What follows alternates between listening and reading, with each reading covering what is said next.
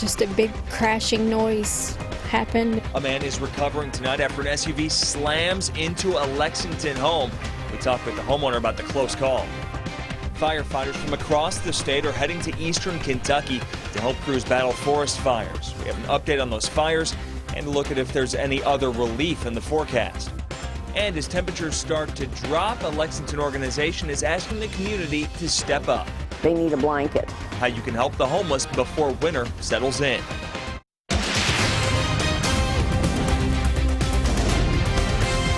This is WKYT News at 6.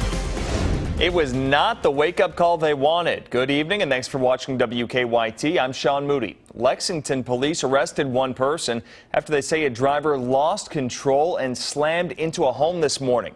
This happened on Circle Drive, which isn't too far from US 27. Police say two people were home when an SUV came crashing in. WKYT's Mike Byer talked with one of the homeowners. Is our top story at 6. Just a big crashing noise happened, and don't know. It's just devastating. Verlene Allen was sleeping around 2:30 this morning when a suspected drunk driver came crashing into her home on Circle Drive. He was going at least 70, 75 down through there. Took out a light post, hit our yard here, and went airborne into our house. To give you an idea of how fast the SUV was going, the bush that's normally planted in this spot is now on top of the Allen's roof. To make matters worse, Verlene's husband was sleeping on the couch in the living room. It was right up to the couch where he was, the bumper, everything. Frantically, she started calling out his name. He didn't answer at first, and I was just like beside myself. And finally, I got him to answer. He was taken to the hospital, but fortunately only has minor injuries. I'm thankful that he is alive because it could be worse than what it is. Lexington police say the driver of the SUV and his passenger were not hurt. However, police tell us the driver was drunk and that he was arrested at the scene. I'm in shock. It's devastating to see all your stuff just destroyed, and your whole house is like in the back of your house now. During this difficult time, Verlene says she's thankful for all the help they have already received from family, friends, and the American Red Cross. They're hitting us up at a hotel with our dogs. They're family. They're like kids. In Lexington, Mike Byer, WKYT. That woman tells us inspectors will take a look at the house tomorrow. She thinks they can repair the damage. Lexington police are also investigating a deadly crash that happened overnight. Police say a car was speeding down Polo Club Boulevard when it went off the road and hit a tree in the median. They tell us 34-year-old Jordan O'Brien died at the scene, and a woman was taken to UK hospital. Police say they believe alcohol may have been a factor in that crash. Police in Louisville are handling their 100th homicide of the year.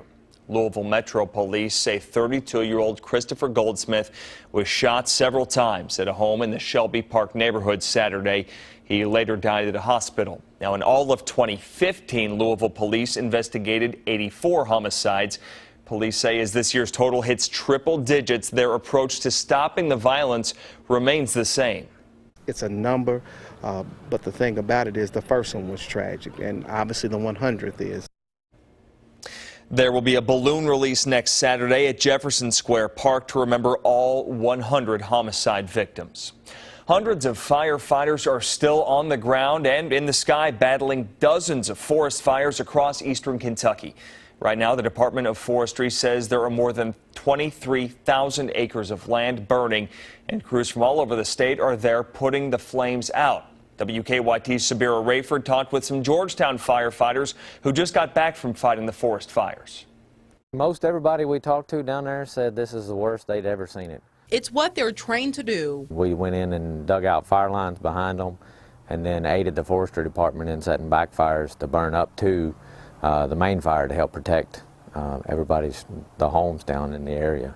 For the last couple of weeks, forest fires have lit up the sky in eastern Kentucky. Scott County Fire Captain Eddie Waller says even though the fires aren't directly affecting Georgetown, they knew they needed to lend a hand. Some of the people had lived down there, 60 and 70 years, so they'd never seen it this dry or seen this much fire down there. The captain says crews have been working nonstop to contain the fires, but he says at this point there's still a long ways to go. They still have a big one on Pine Mountain, which is where we were yesterday. So until they get those under control, I'm assuming we're going to continue rotating crews down as needed. Waller says at this point their help is needed. He says it is important for them to give some relief to the Eastern Kentucky crews that have been working around the clock to fight the fires. The size of the wildfires we're having this year, they're just taxing on the whole state, especially the Forestry Department, which is tasked with mitigating all the fires out there. The latest crew left this morning. He says as long as there is a problem, he will be there to help. In Scott County, Sabir Rayford, WKYT. Those firefighters across eastern Kentucky are not getting any help from Mother Nature. We're tracking more dry weather for the work week. Meteorologist Jim Caldwell has an early look at your forecast. You know, I had a small hope that we get in on some showers probably on Tuesday, Wednesday, even parts of eastern Kentucky as early as tomorrow, and those chances continue to go down. The moisture is just not out there. Something that is out there, though, is the rising supermoon, as it will be the biggest and largest you've seen and brightest you've seen since 1948. Keep that in mind. Not going to see this one again until 2034, at least the setup that we have. We actually have another supermoon next month, but it just won't be quite as spectacular. Right now, it's 53 degrees here in Lexington. Humidity at 35%. That's not what those firefighters want to see with humidity levels that low, and they continue to remain in that area. They'll get even lower maybe a couple of days this week. Right now, especially after that front passes, we've got 40s and 50s showing up area-wide and a clean-looking Defender radar network across the entire area. This morning, some folks got down into the teens and low 20s. We're going to try to get rid of that chill, though, in the coming days. I'll break it all down in the full forecast here in just a few minutes.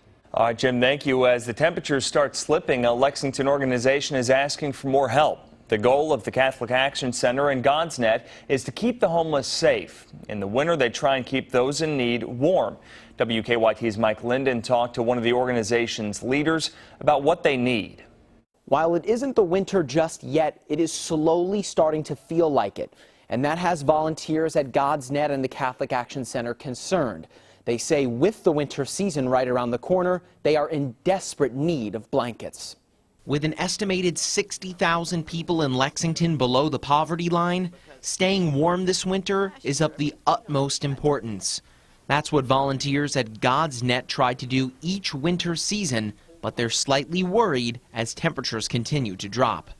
They say their supply of blankets is critically low and are just down to a meager supply of emergency blankets. As volunteers gear up to move into a new building on Industry Road, God's Net is quickly running low on other household supplies like toilet paper, too. With the coldest temperatures yet to come, God's Net co-founder Ginny Ramsey is asking the community for help. When folks live in poverty or on the streets, they don't have the luxury of being able to turn up the heat and keep warm. They need a blanket.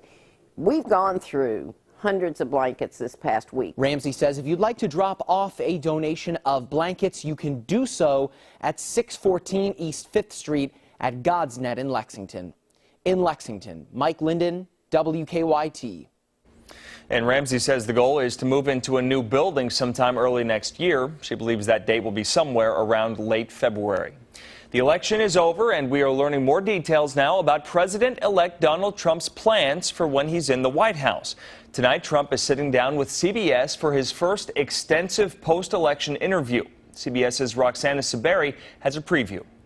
Donald Trump is turning to a Washington insider for his White House chief of staff, Reince Priebus, the chairman of the Republican National Committee. The president-elect named right-wing media mogul Stephen Bannon his chief strategist. In a statement, Trump said, "I am thrilled to have my very successful team continue with me in leading our country." The president-elect of the United States of America, Donald Trump.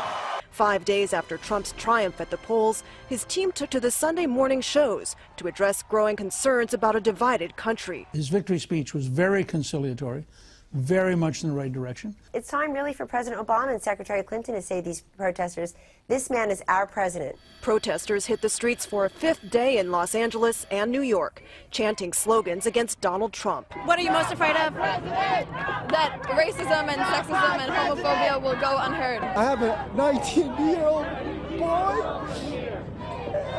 I don't think he should be subjected to any of this kind of abuse. As these protesters march through the streets of New York, their numbers are growing. Many of them say these demonstrations will continue until Trump addresses their concerns. In his first post-election television interview, Trump told 60 Minutes' Leslie Stahl he still plans to secure the border with Mexico. Are you really going to build a wall? Yes. They're talking about a fence in the Republican Congress. Would you accept a fence? For certain areas I would, but certain areas the wall is more appropriate. I'm very good at this. This is called construction. Trump also told 60 Minutes as president he'll be very restrained on social media. Roxana Saberi, CBS News, New York. And Donald Trump's interview will be on 60 Minutes. That's coming up at 7 o'clock right here on WKYT. Still to come on WKYT News, get inked up for charity. How a little bravery on your end could help families who need a lot of support right now. And later, UK basketball just tipped off a few minutes ago at Rupp Arena. We'll check in on the Cats in about 10 minutes. Now, your hour-by-hour forecast with meteorologist Jim Caldwell. Clear and cold out there throughout most of central and eastern Kentucky as temperatures continue to drop here. And they're going to. I think we'll end up in the upper 20s, low 30s again tonight. Last night, though, some folks in the teens out there. There's a view of that moon that is looking huge already, and it gets even bigger as we progress into the overnight hours tonight, early tomorrow morning. Right now in Lexington, we're at 53 degrees. Now, speaking of this moon that we are looking at, let me give you some of the information about what is known as the supermoon. This is actually the second one of the fall. We had one last month. We're going to have another one this month, obviously, and then we're going to have another into December. But tonight is a little bit different compared to the other two. This one is the closest and brightest of 2016 of the three, and the largest since 1948. That means it just appears that way. Next time it's going to be just like it is tonight will be November 25th, 2034. Tonight's peak, tomorrow morning really, at 8:52. But still, something to check out as you're getting up tomorrow morning, heading to work or school, what have you. Low 50s and some 40s are starting to get peppered into the temperature situation out there right now, and will continue to rapidly drop as we head through the rest of the evening and into the overnight. It's clear on Defender Radar Network. Now, what we have is a disturbance making its way up the coast. Maybe just enough moisture tries to get close. And I mean, maybe gets close to southeastern Kentucky with that little push as it works its way up the coast. If it does, it's only a slight chance. And when I say slight, I mean just a stray shower maybe tries to get over the mountains. So the rain chances overall have dropped significantly. We were hoping for that. In this 7-day period, we only have one solid chance, and it is a doozy. Here's what's going on with the hour by hour there. You see that energy tries to spread a little more moisture. That's it. We're clear and quiet. Monday going into Tuesday, we have another front dropping in. Where's the rain with this one? In Canada, where they don't really need it. We need it around here, and we're not getting it as we go into your Wednesday. So the front drops on through. That's front number one for the week, and we've got a bigger, more potent one that comes sweeping across the Commonwealth toward the end of the week and into the weekend. Now, before it gets here, it's also going to help temperatures just get deep into the 60s and 70s by Friday, breezy and warm. And then, Sean, hold on to your hat, my friend. Saturday, we'll have showers and thunderstorms. And then again, the chance for some flakes behind it. I've got highs in the 30s there, too, by the way. Yeah, last night you were talking about, potentially some rumbles of thunder, maybe, and then some not extreme cold, but extremely different temperatures than what we've been having. Let me tell you what. There it is. It'll feel extremely cold compared to even what we've experienced here recently. So hold on, my friend. Get ready. Thank you, Jim. 3 tattoo parlors across Kentucky are inking up for good reason today. Tattoo Charlie's has been tattooing people all day long. It's their 6th annual Tattoos Against Cancer. The money goes to Megan's Mountain Charitable Foundation. Megan Steinberg founded that organization years ago, and she passed away earlier this year from leukemia. Her nonprofit provides financial assistance to cancer patients and their families. It feels really good to be a part of this and to do this event every year. Spreading goodwill in the world is something I really enjoy doing. Tattoo Charlie's locations in Lexington are also participating in Tattoos Against Cancer. They'll be open until 7 o'clock tonight, and they are tattooing on a walk-in basis only, no appointments. The minimum donation is $30. Lee K is in next with sports, and the Wildcats are back on the court this evening. They are. John Calipari's Cats looking to improve to 2-0 on this very young season. We will check in on that game, and the football Cats are seeing red after several unsuccessful trips into the red zone on Saturday. That's next in sports.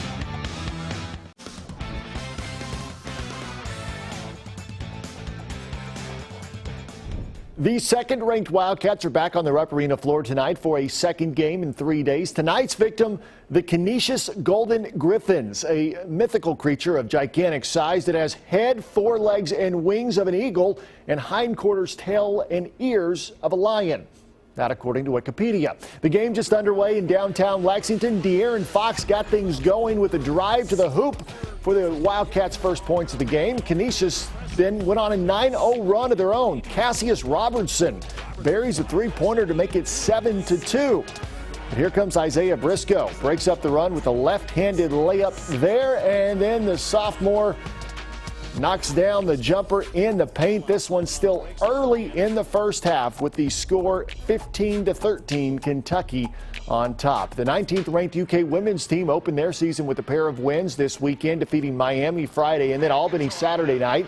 In last night's 24-point win, the Wildcats faced the zone defense, and Matthew Mitchell likes the way that his team handled it.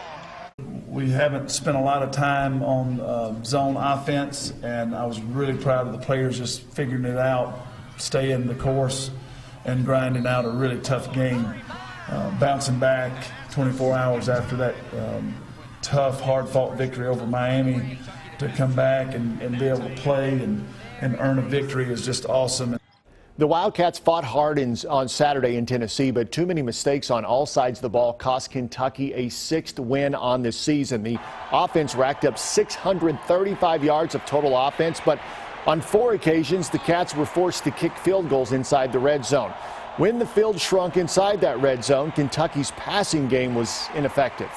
As an offense, our goal is to go out there and score every drive. So, I mean, regardless of what's going on the defensive side, we've got to be able to move the ball down the field and score touchdowns. Well, you have to, give them credit. Obviously they're a physical bunch, and as things get tighter, the windows are smaller. We had a pass or two that were we have to stick in there. There's going to be tight windows, and you have to make some plays. Despite the loss, it was an unbelievable rushing day for the Wildcats. Kentucky's 443 yards rushing is the most ever against an SEC opponent, and the first time in school history that 5 Wildcats rushed for at least 70 yards in the same game. But those stats were diminished by several empty trips to the red zone where the team did not finish. I think our kids played physical, and I think they ran hard. I think we had some good things downfield blocking, and all that was positive.